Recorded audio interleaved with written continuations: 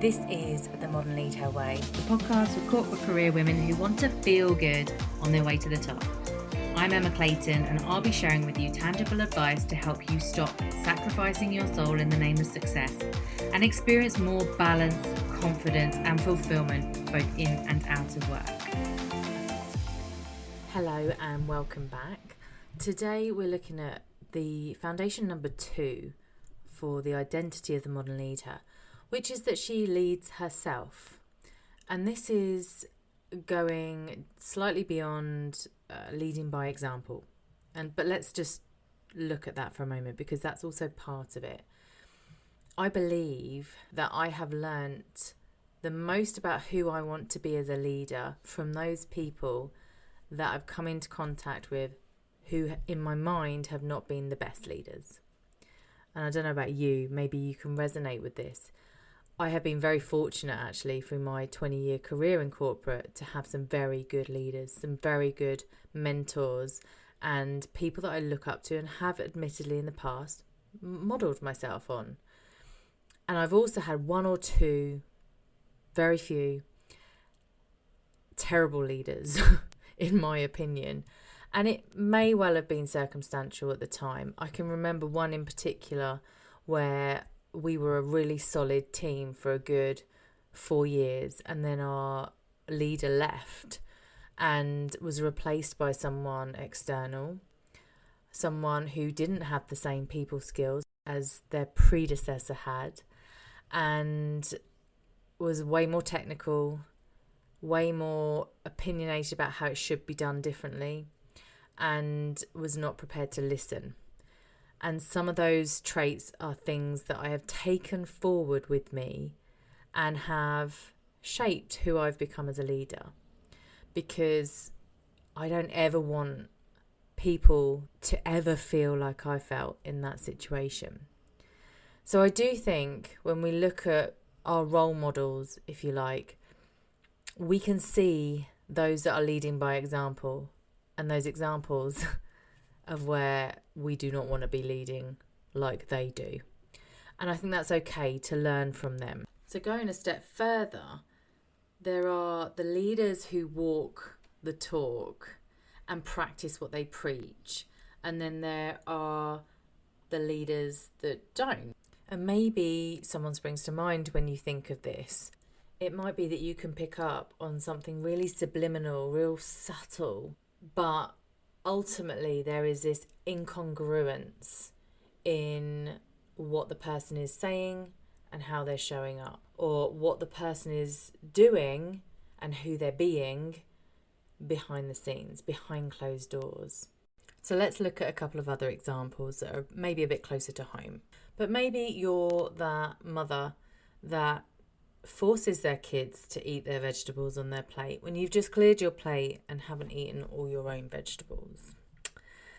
Or maybe you are preaching to your team about logging off early on a Friday afternoon and enjoying their weekend and ensuring they get some rest. Yet here you are, 8 o'clock on a Friday evening and logging on Sunday to get ahead of yourself for the next week. Maybe you're quick to point out to a good friend or maybe your partner or a parent that they need to be doing more exercise, but actually you've skipped the gym twice already this week. Who are you being behind closed doors? And can you be honest with yourself about that? Because from this awareness, you get to identify where you have work to do, to lead yourself. Whether that's improving your relationship with vegetables so that you can actually sit and eat vegetables at the table with your kids, or whether you really need to look at your relationship with stress and over-delivering to learn to switch off, to learn to rest. And to bring it home and give a real life example from my own experience of where I've not been congruent in the past, I have had a very complex relationship with food, one that I'll go into when I talk about my story in a later episode. And it started off as a young child, really, with sneaking biscuits out of the biscuit tin and then hoarding chocolate that I would get at Christmas. And developed into secret binge eating when I finally had my own money to be able to spend on food, and gradually worsened over the years before I actually looked for help and started to turn around that relationship with food. But what happened was, when I first started my coaching and mentoring business in 2017, I had very much come so far in my journey with my relationship with food that I really wanted to help other people with their relationship with food. So I marketed myself as the food freedom coach and launched the Food Freedom Academy. And I was wondering why no one signed up. And that's because I was still secret binge eating. It wasn't as bad at the same scale as it was before, but I was still doing it. I still hadn't truly overcome myself where that was concerned. I wasn't fully leading myself. So if I wasn't fully leading myself, how could I possibly expect others to follow? So we can look at, are you leading by example, and are you walking the talk and practicing what you preach? But actually leading yourself goes one step even further than this. So I want to ask you this question, and I want you to be super honest with yourself. Who are you being behind closed doors? Who are you being when you're on your own?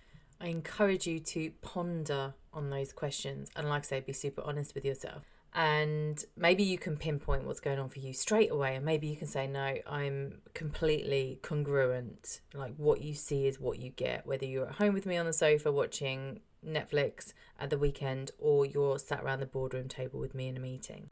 I'd love to hear from you what comes up from this episode. And I'd also love to share with you one of the tools that has made the biggest shift change in my understanding of who I came here to be and how I came here to operate as a leader in my work, in my life, as a leader of myself first. And that is a tool called human design. And I discovered this 4 or 5 years ago now, and have been studying it for the last 12 months. And I'm now a certified reader, mainly because I was not only obsessed with understanding my own human design, but also my partners, my parents, my sister, my friends, my clients. And I really wanted to help them see themselves through the lens of human design, because it's hugely helpful to hone in on why you do some of the things you do and just really understand yourself from a different angle. And I'd love to introduce you to it. So I've created something called the HD Initiation, and it's free to download. It's a short 90-minute course. I created this because it's what I wish I had available to me when I first discovered human design. Because when you first run your chart and you look at it, you're like, what the actual heck? Whereas I can take a lot of the overwhelm out for you and just hone you in on some of the key pieces of your chart that is just honestly a game changer. So if you're interested in that, head over to the show notes where you'll find the link, or you can head over to my website actually, which is emmaclaytonxo.com, and on the top bar you'll see human design, and when you click down you get to the HD Initiation. Like I said, it's totally free to sign up, and I would love to hear what you make of it, what your high level information is when you run your chart. So that is all for me today. I will be back tomorrow, so look out for the next episode drop in then. In the meantime, take care.